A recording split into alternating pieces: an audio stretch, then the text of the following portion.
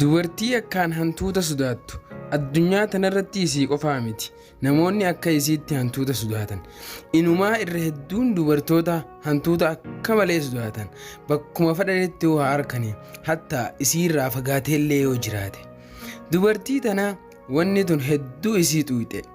Hantuuta yoo agarte hedduu rifatti. Gaaf tokko udu'attee gara kilaasii isii seente. Akkuma isiin seentee salaata jalqabdeen hantuunni gara kilaasii isii san seene osoo isiin firraa quban qabne.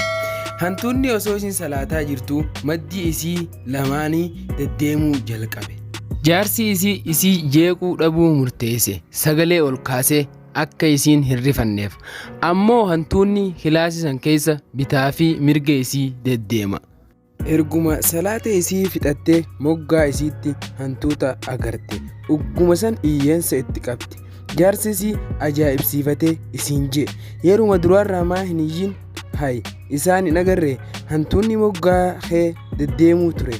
Ani rakkoo hantuutaa wajjin qabdu fixatteen see. Dubartiin tun salaata isii itti fufuurraa if duuba hin deebine, niis hin sossoone, niis hin iyyine hanga dhumaatitti. Erguma fixattee bitaa fi mirga isii ilaaltee hantuuta mirga isiitti argite. Ugguma san iyyuu jalqabde. Isiinis akkana jetteen lakkii an isaanumaa quban qabu yeroon salaatu.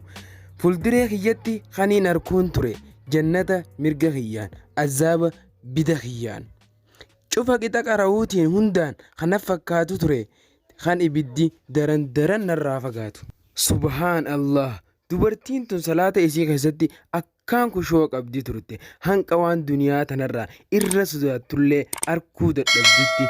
Xiyyeeffannoon isiitii fi hushuunii isii hundi salaata keessa qofa.